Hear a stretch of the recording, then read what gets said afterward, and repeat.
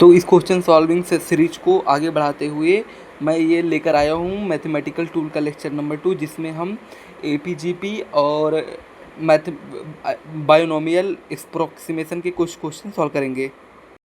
अभी हमारे पास एपीजीपी का क्वेश्चन है, जिसमें हमारे पास पहला क्वेश्चन है find the sum of first 20 natural number. इसमें फर्स्ट 20 नेचुरल नंबर का सम पूछा है, तो इसका वो जो फार्मूला होता है n ब्रैकेट में n+1/2।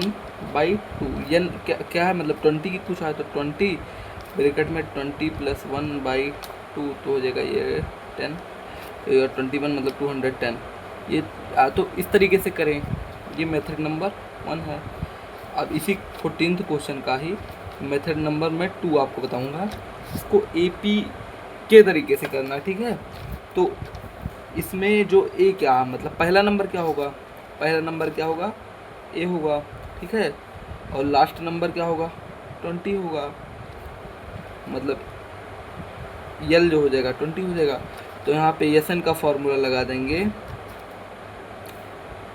मतलब और बीच में कितने नंबर हैं, 20 नंबर, तो 20/2 ब्रैकेट में ए प्लस यल, तो ए की वैल्यू 1 है, 1 प्लस यल 20 है, तो ये हो जाएगा 10 इंटू 21, ये हो जाएगा 210। या तो ये फार्मूला इस टाइप से एपी लगाइए, या आप मतलब डायरेक्ट फार्मूला अगर आप को याद रहता तो इस तरह की से करिए, नहीं तो अगर आपको एपी से करना है तो इस तरह से करिए, ठीक है। इसके बाद हमारे पास क्वेश्चन नंबर 2 है।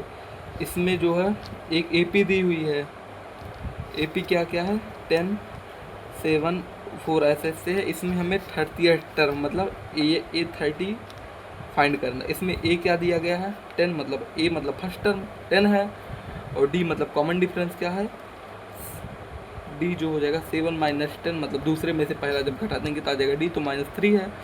तो ए एन की फार्मूला क्या होता है, ए एन की फार्मूला होता है ए प्लस n - 1 इंटू डी। यहाँ पे ए कितना है, 10 है, प्लस एन कितना है, मतलब 30 है, तो ए 30 निकल रहे हैं ना, तो 30 है, -1 इंटू डी की वैल्यू -3 है, तो हो जाएगा 10, प्लस ये हो जाएगा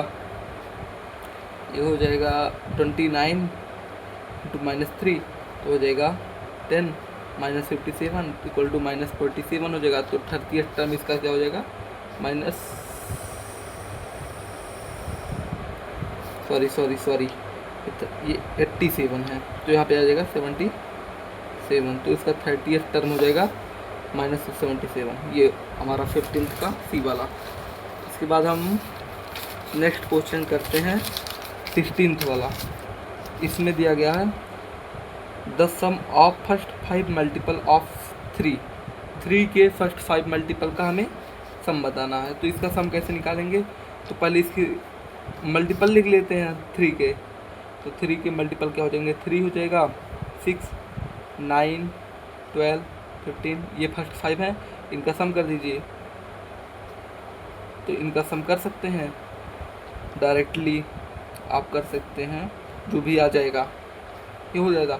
अगर आपको एपी के तरीके से करना है तो यहाँ पे ए कितना है, 3 है, डी कितना है, 3 है, तो आपको A5 निकालना है, मतलब 3 प्लस n - 1 मतलब 5 - 1, कॉमन डिफरेंस 3 है, तो 3 प्लस यहाँ पे हो जाएगा 4 इंटू 3 मतलब 12 प्लस 3 मतलब 15, ये हो जाएगा इसका लास्ट टर्म आ गया। लेकिन पूछा है सम, तो एसन की वैल्यू निकाल लेंगे, एसन लगा देंगे, तो ए एन मतलब कितने टर्म है, 5/2, मतलब इसमें फार्मूला हम लगा रहे हैं n/2 ब्रैकेट में ए प्लस ए एन, तो n/2 मतलब 5, तो ए कितना 3 और 15, तो ये हो जाएगा 18, तो 5 इंटू 18/2 ये हो जाएगा 45। 17th क्वेश्चन है। इसमें एक जीपी दिया गया है, वो इनफाइनाइट जीपी है, तो इसमें सम इसका फाइंड करना है। तो जब इनफाइनाइट जीपी दिया होता है तो उसका सम होता है a/1 - r। तो यहाँ पे a कितना है, 1 है, r कितना है,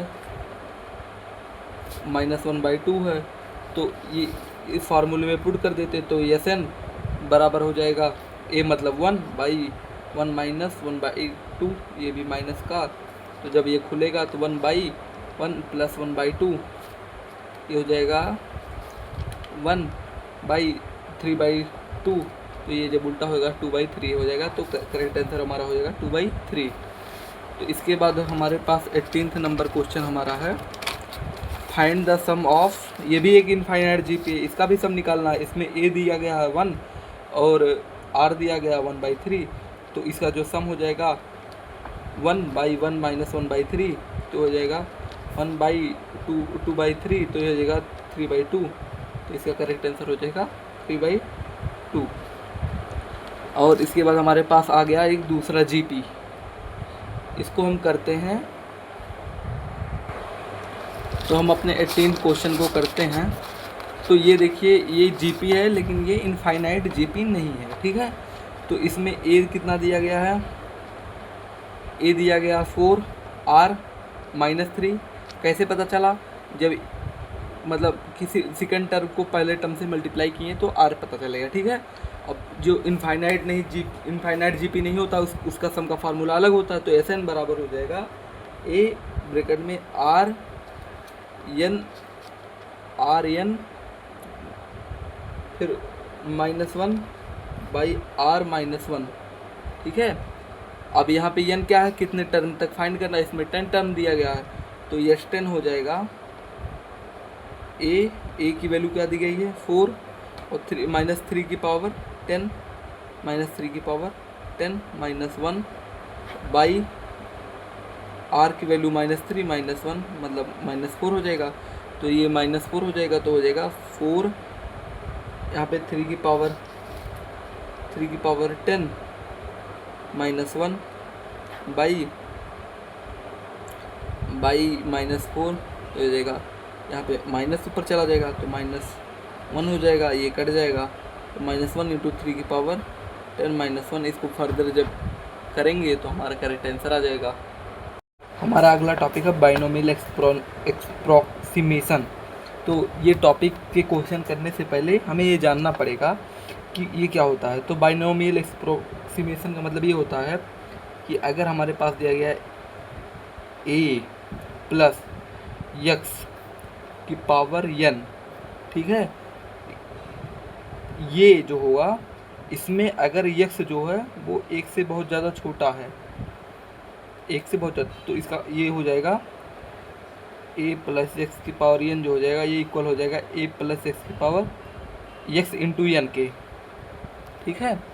सिमिलरली अगर ये बीच में माइनस दिया गया है तो a की पावर a - x की पावर n अगर दिया गया है तो हो जाएगा a - xn के, ठीक है। इसमें कंडीशन बस यही है कि एक जो है वो 1 से छोटा होना चाहिए, काफ़ी छोटा होना चाहिए। तो हम पहले क्वेश्चन की तरफ बढ़ते हैं।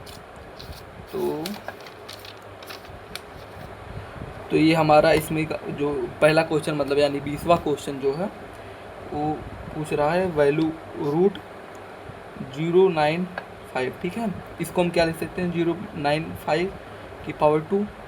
अब इसमें बाइनोमियल एक्सप्रोक्सीमेशन अभी नहीं लगाएंगे, तो ये हो जाएगा 1 - 0.05। अब इसमें बाइनोमियल एक्सप्रोक्सीमेशन लगा देंगे। अब ये जो है 1 से बहुत छोटा है, तो ये जो यहाँ पे ये है क्या है, ये जो है हमारे पास 1/2 होगा, सॉरी 1/2 यहाँ पे आके मल्टीप्लाई हो जाएगा, तो 1 - 0.05 × 1/2, तो हो जाएगा 1 माइनस ये हो जाएगा 0.025, ये हो जाएगा 0.975। तो हमारा पहले क्वेश्चन का आंसर हो गया, ठीक है। अभी हम 21 वाले पे हैं। 21 वाले में वैल्यू पूछा है 104 की, ठीक है, 104 की, वो भी रूट में। तो ये इसको क्या लिख सकते हैं हम 104 की पावर 1/2 लिख सकते हैं। इसको क्या लिख सकते हैं 100 + 2 की पावर 1/2, ठीक है। इसमें से 10 कॉमन ले रहे हैं, मतलब 100 कॉमन ले रहे हैं, ये सॉरी ये 4 है, तो 100 कॉमन ले लेंगे तो 100 यहाँ आ जाएगा, यहाँ आ जाएगा 1 प्लस ये आ गया 0.04 और ये 100 के पावर 1/2 रहेगा यहाँ पे, तो ये 1/2 है। अब ये देखिए बहुत छोटा है, 1 से बहुत छोटा है, तो ये जो यहाँ पे पावर में ये मल्टीप्लाई हो जाएगा। क्यों हो जाएगा? क्योंकि यहाँ पे बाइनोमियल एक्सप्रोक्सीमेशन लग रहा है, ठीक है। ये 10 की पावर 1/2 मतलब 10। अब ये हो जाएगा 1 प्लस 0.04 इंटू 1/2 तो हो जाएगा 10 इंटू 1 प्लस 0.02, ठीक है। हो जाएगा 10, ये हो जाएगा 1.02, तो ये हो जाएगा 10.2, तो 10.2 हमारा करेक्ट आंसर हो जाएगा इसमें, 10.2, ठीक है। 20 और 21 वाला करने के बाद हम 22 वाले पे करेंगे। इसमें हमें 102 की पावर 2 है, इसको बाइनोमियल एक्सप्रोक्सीमेशन की मदद से सॉल्व करना है, ठीक है। तो कोई बड़ी बात नहीं है, इसको कर रहे हैं हम। अब ये क्या लिख सकते हैं हम इसको, 100 प्लस 2 पावर 2, यहाँ से हम 100 कॉमन ले रहे हैं तो यहाँ पे 2 हो जाएगा और यहाँ पे बचेगा 1 प्लस 0.02 की पावर 2। अब ये क्या हो जाएगा, ये हो जाएगा 1, इतना हो जाएगा, ठीक है। अब ये अंदर वाला, ये जब बहुत छोटा रहता है ये चीज़, तो बाइनोमियल एक्सप्रोक्सीमेशन से ये जो पावर में रहती है वो मल्टीप्लाई हो जाती है, तो 1 प्लस 0.02 इंटू 2 तो हो जाएगा, ऐसे कर देंगे 1 प्लस हो जाएगा 0.04, ठीक है। अब ये हो जाएगा 1.04 होगा 10400, तो हमारा ऑप्शन हो जाएगा सी वाला करेक्ट, ठीक है। अभी हम करते हैं अपना नेक्स्ट क्वेश्चन जो 23 वाला है। तो इसको हम क्या लिख सकते हैं, हमें क्वेश्चन में दिया 4.04 की पावर 3, ठीक है। अब इसको हम क्या लिख सकते हैं, 4 प्लस 0.04, ठीक है। इसमें से 4 कॉमन भी 4 बाहर भी ले लेते हैं तो 4 बाहर आएगा, ये 1 हो जाएगा, यहाँ पे 0.04/4 हो जाएगा, ठीक है। ये है। अब क्या हो जाएगा, यहाँ पे 4 की पावर 3 भी बाहर आ जाएगा, ठीक है। तो ये हो जाएगा 64 हो जाएगा, अंदर हो जाएगा 1 प्लस 0.1 की पावर 3। अब ये 3 क्योंकि ये 1 से छोटा है तो 3 यहाँ के मल्टीप्लाई हो जाएगा, तो 64 इंटू 1 प्लस 0.03, तो ये हो जाएगा हमारे पास 64 1.03 से मल्टीप्लाई कर देंगे तो हमारा करेक्ट आंसर आ जाएगा, जो हमारा आएगा 65.952, क्योंकि इसी के आसपास आएगा 0.92, ठीक है। हमारा करेक्ट आंसर यही हो जाएगा, ऑप्शन नंबर सी। सिमिलरली हमारा 24 वाला जैसे हमने ऊपर वाले किए हैं वैसे 24 वाला भी करके आप मेरी कमेंट में आंसर कर दीजिएगा। Thanks for watching.